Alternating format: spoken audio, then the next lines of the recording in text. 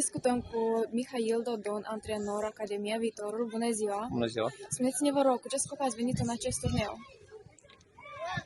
Noi mai multe scopuri avem în Academia Viitorul. Unul dintre ele sunt de a primi plăcere din fotbal. Fotbalul e distracție.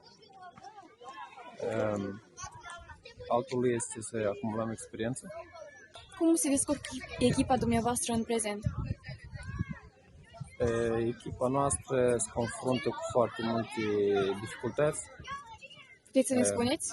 Da, probabil una dintre ele e frica. Și cred că asta e nu numai la noi, sunt la mai mulți, dar lucrăm asupra asta și încercăm să-i motivăm, să-i oferim încredere, curaj și să fie încrezuți în ei total. Ce așteptări aveți de la echipa dumneavoastră? Probabil pentru că primul turneu multe așteptări de la copii nu pot spun că am.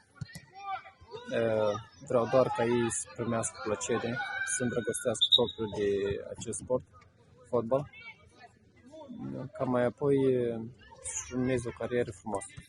Ce principii de bază aveți în echipa dumneavoastră?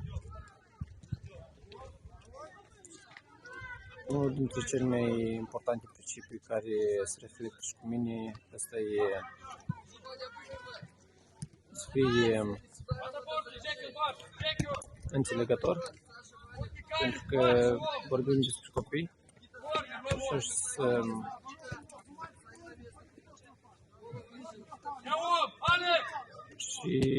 corect cu ei și cu adversarii.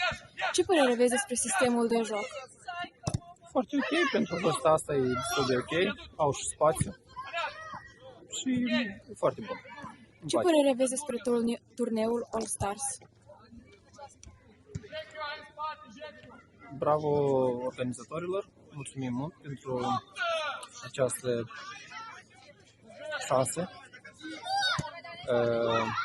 Sperăm noi cu exemplul nostru să oferim un exemplu bun de urmat și